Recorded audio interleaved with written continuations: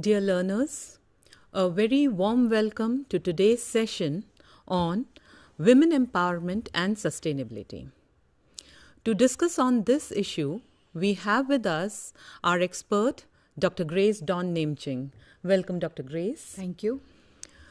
Women are an important and hold a very important place in our society, and it is very important that we empower the women in our society for the society to grow in both physical, social, and political terms. It is very important that the women are empowered economically, the women are empowered socially, and the women are empowered politically. A good political representation helps in overall development of a society. Women contribute a lot towards sustainable development of any economy. So, to understand better about what women empowerment is, how women contribute sustainably towards sustainability and towards sustainable development of any economy, let us go to our expert, Dr. Grace Dawn Nemching. And Dr. Grace, first of all, could you let us know what is empowerment? What does it mean by empowerment? Dr. Nisha, when we are talking about empowerment, empower means giving power to women so that they are able to make decisions on their own. Empower means giving power to women to control their lives, because in societies we have seen that women, especially in third world countries or developing countries, they are always in the background. Whether it is in the political, social, economic field, women are always in the background, and they are always at times voiceless. So it is very important that women are empowered so that they can have voice, they can make decisions, they can make decision with regards to their reproductive rights, they can make decision with regard to their marriage, they can make a decision with regard to their political participation, and so on and so forth. And when we are talking about empowerment means you empowered someone, you give someone the space to take decisions.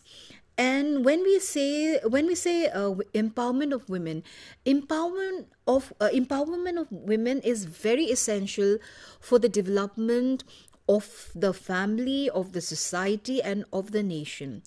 If you empower women, our country will develop to a large extent.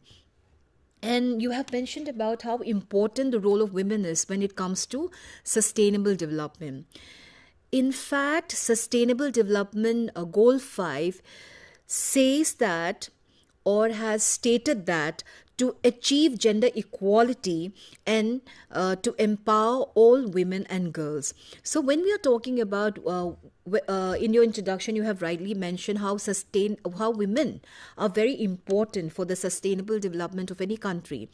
So in keeping with this, we have the Sustainable Development Goal number 5, Goal 5, to achieve gender equality and empower all women and girls. So this is in brief when we are talking about empowerment of women, or what is empowerment. Thank you, Dr. Grace, for explaining to our learners what is meant by empowerment in general and women empowerment in particular. And as you rightly said, that women empowerment has such an important place that it also figures out in Goal 5 of the 17 Sustainable Development Goals that we have. And it talks about gender equality and to empower all women and girls. Rightly so, because unless the women are not empowered, the society cannot sustainably develop. Right. And once they are empowered, then they can also contribute towards development of the society. So, having discussed that, could you tell us what are the measures of empowerment? Some of the measures to be taken for empowerment of women would be you have to establish mechanism for women's equal participation and equitable representation at all levels. When we are talking about women's equal participation and equitable representation at all levels, it means in the economic field, it means in the social field, it also means in the political field. We have seen that a lot of women do not participate in the political process of the government. There are very few representatives of women in the seat of power.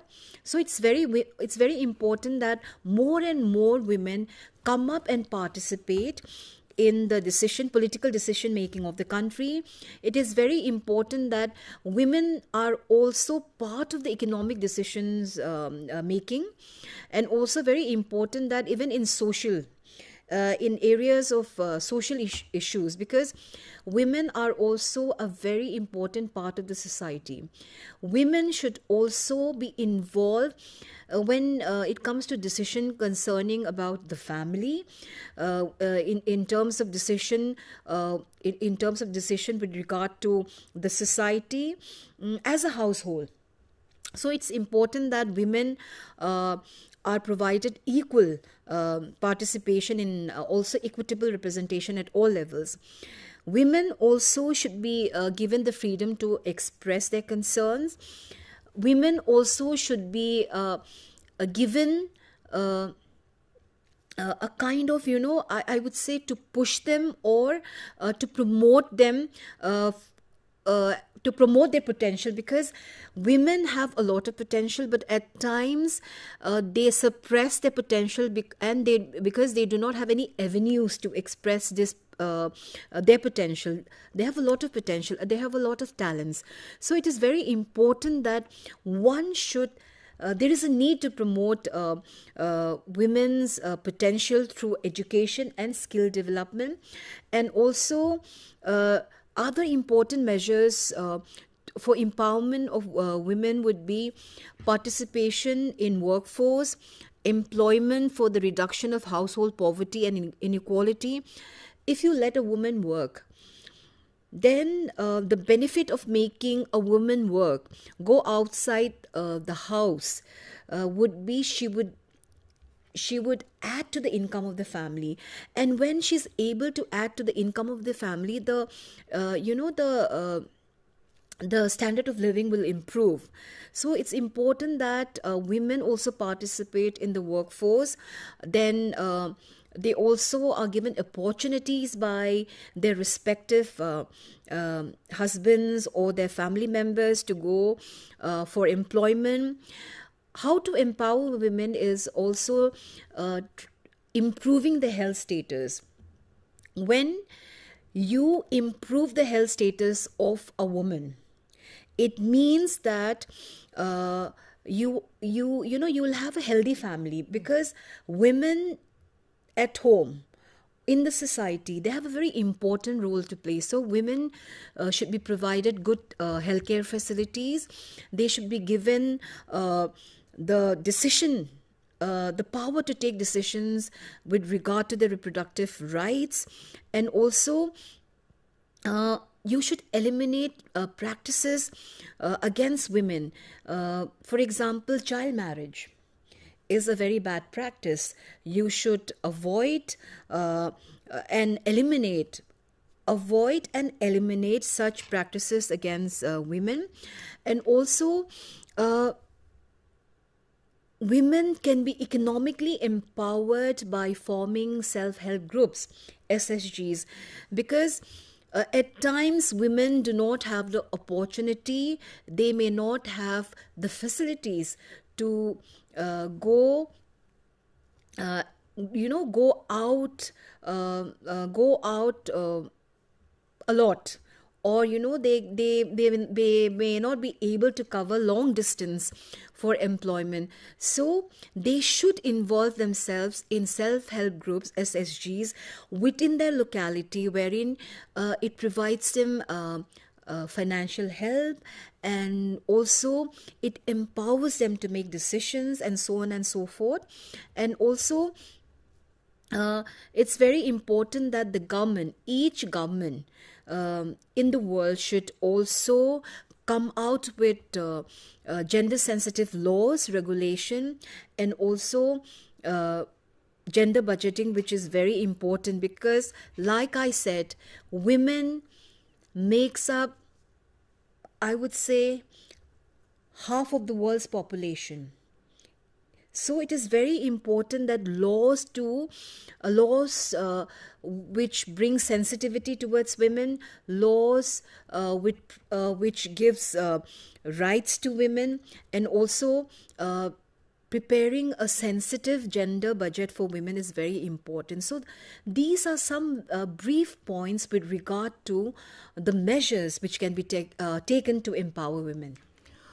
Thank you, Dr. Grace, for explaining to us how can women, what are the different ways in which women can be empowered in the society, how a society can ensure empowerment of women in the society. As you rightly pointed out, that there needs to be good education and skill development of women in the society. And you also pointed out the importance of healthy women, because only healthy people, healthy human beings can contribute economically, can contribute socially to the society. So emphasis on women health is also very important. And you also spoke about self-help groups. Indeed, right. Most of the self-help groups are the groups that are formed by women. Majority of the self-help groups are largely formed by women, and engaging women or helping women to engage in self-help groups which take up income generating activities, right, is very important to ensure that they have a stable source of livelihood. And also you talked about gender budgeting, which is also a very important component when it comes to empowering women. And likewise, you have told us about so many different ways in which women can be empowered in the society.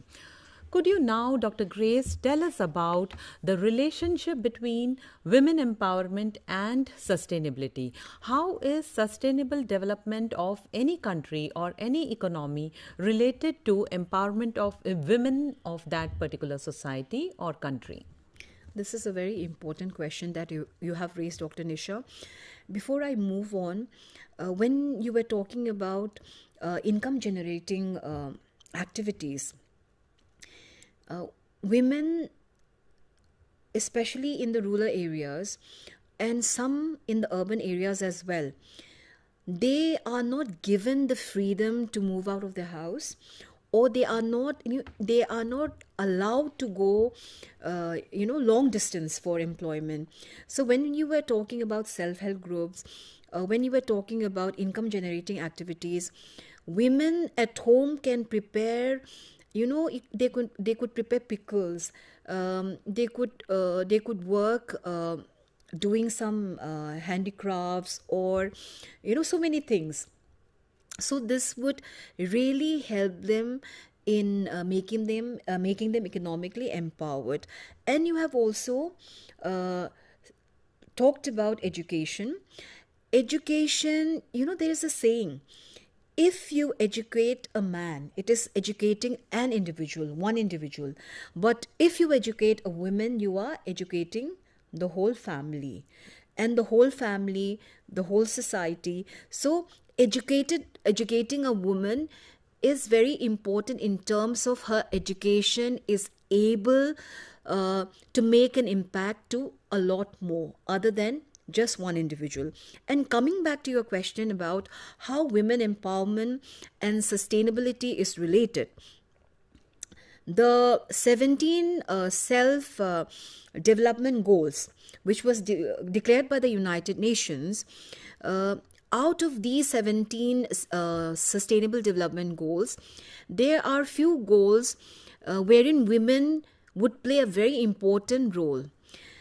Out of these 17 sustainable development goals, there are certain goals wherein women would play, could play, and can play a very important role. One of them would be no poverty. This is one of the 17 sustainable development goal. Women play a very important role, would, and can play a very important role in the reduction of household poverty. Women, irrespective of whether you are educated or not, because not every woman can get opportunities for education. So like I said, she can make some edible items, some products wherein she can sell from her house. And these days there are a lot of online platform wherein women can do business. So what I mean to say is, even if she is not educated, because not every woman has educational opportunities, she can set up her own business in terms of making edible products, handicrafts, so on and so forth. And zero hunger is also a very important sustainable development goal. When we are talking about zero hunger, women prepare up to 90% of meals in households around the world. However, in many impoverished households, during difficult situations, they are the first to eat less and sacrifice food for other household members. This is something I feel it's inherent in every woman. When there is less food at home, it is always the women who sacrifice their food, or it is always the women who eat less so that other members of the household can eat. So women, it is what, I would say it is a very inherent quality of and nature of a woman. Another sustainable development goal would be good health and well-being. It is said that a healthy mother is essential for a healthy family. Women are custodian of the health of children and elderly in the family. Women's right to health care in general and reproductive health care in particular is essential for the better health care of women. Out here, a woman having control on her reproductive system is a very important issue. It means that a women should have a say, in the size of the family. It should not always be the husband. Both of them can come together, because at times, some women may be anemic, some women may be unhealthy, and some women may suffer a lot of complications during pregnancy or delivery. So it's very important that husband and wife should understand each other, and when it comes to reproductive rights, women also should be given that much of benefit to for them to decide and have control over reproductive rights. There should be an equal partnership in that.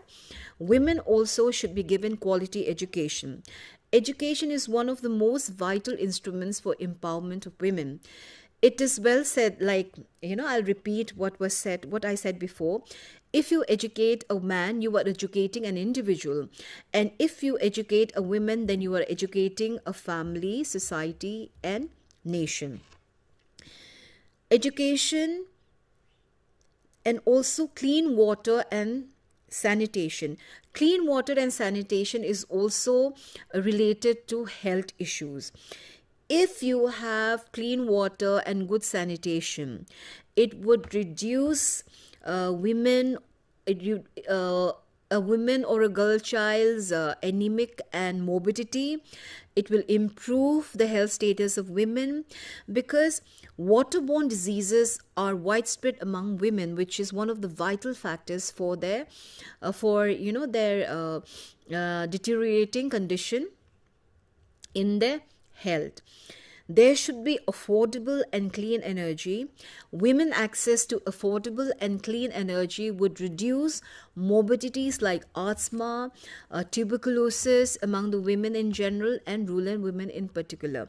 When we are talking about affordable and clean energy, if women have access to affordable and clean energy, then it would reduce morbidities, it would reduce death with regard to asthma and also many diseases which are spread because they do not use clean fuel. If clean fuel, affordable clean energy are used, then the health status of women, especially in the rural areas, would improve. So it is very important that there should be affordable and clean energy. Women should also be provided with decent work for sustainability of their family income. When we are talking about decent work, according to the International Labour Organization, ILO, decent work involves opportunities for work that is productive and delivers a fair income, security in the workplace and social protection for families, better prospects for personal development and social integration. When we are talking about a woman having work, a woman having income, it also leads to confidence in the women, and respect also grows for someone who contributes to the family expenditure. A woman who contributes to her household expenditure, the respect for her will also grow. Confidence also would increase. And when we talk about women being empowered in terms of economic empowerment, in terms of having income, then it would reduce inequalities, and also it would also reduce inequalities and discrimination, which is very important, because at workplace women are discriminated in terms of a lot of time women are paid less, and women may not be even if a woman has the same qualification as her male colleague, more or less most of the times the male colleague would be prefer over the women the promotion, even though they are more qualified. So such discrimination should be avoided. And also with regard to consumption and production, women should also have the right to land and entrepreneurship. These days we see, and it has been going for a number of years, less number of women have right to land, which influences productivity. So Dr. Nisha, all of these are how sustainability development, sustainability and women empowerment is related and connected to each other. Thank you, Dr. Grace, for explaining to us how women empowerment is related to various sustainable development goals. Some of the goals directly impact women empowerment, right? And some of the goals, when women are empowered, they can contribute towards achievement of some of the goals. As you pointed out, that poverty, hunger, health, sanitation, these are the some of the goals which directly impact the empowerment of women. Right. And once the women are empowered in terms of regular earning, some income source, and proper health, proper sanitation and clean drinking water, then they can contribute towards some of the sustainable development goals. Right. For example, they can contribute, once they have the purchasing power, power, they can contribute towards going for affordable energy instead of going for cooking fuel, using cow dung or Right.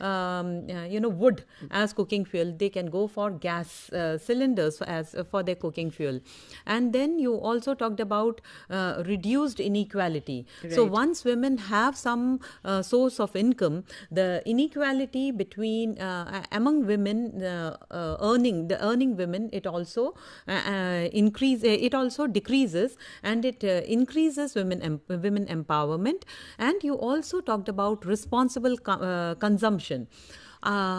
To me, women are one of the most responsible consumers of the world. Right.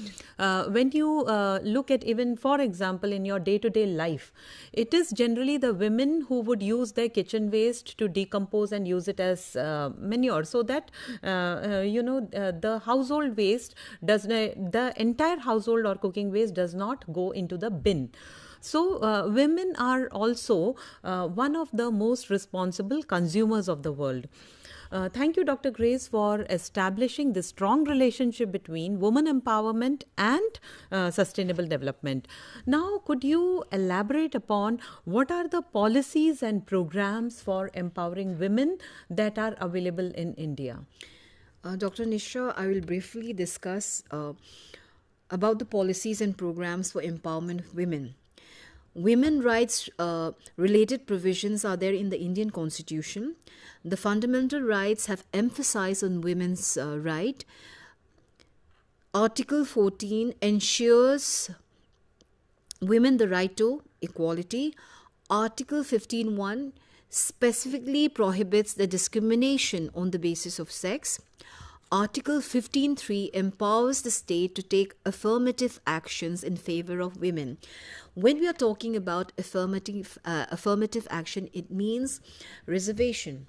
Reservation can be, reservation can be the method, can be a step to empower women, because a lot of times we see that women in the political field or in the political sphere, there are very less women. So reservation of seats would go a long way in them participating in the political process of governance.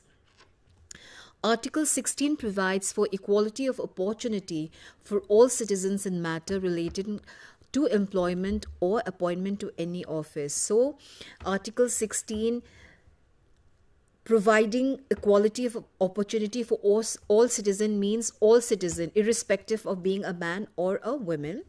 And also we have schemes like development of women and children in rural areas. This program was launched in 1982. The objective of the program was to provide self-employment opportunities to women below poverty line, families and rural areas. Then we have another scheme which is called Support to Training and Employment Program for Women, STEP. This program was launched in 1987 to provide updated skills and new knowledge to poor and assetless women in the traditional sectors such as agriculture, animal husbandry, dairying, fisheries, handlooms, handicrafts, khadi and village industries, social forestry, for enhancing the productivity and income generation. This would lead to broadening and enhancing their employment opportunities. So these are some of the few policies, some of the provisions which are provided by our government for the empowerment of women.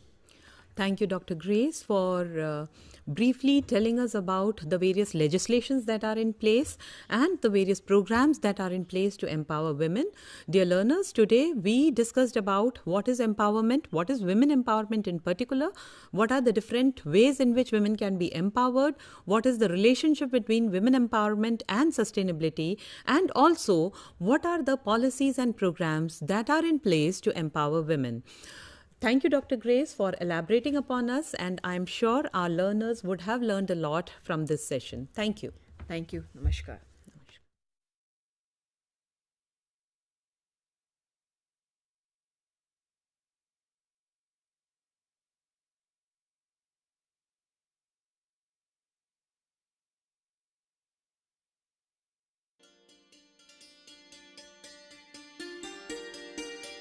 In the digital revolution time, education is one of the priority. Online education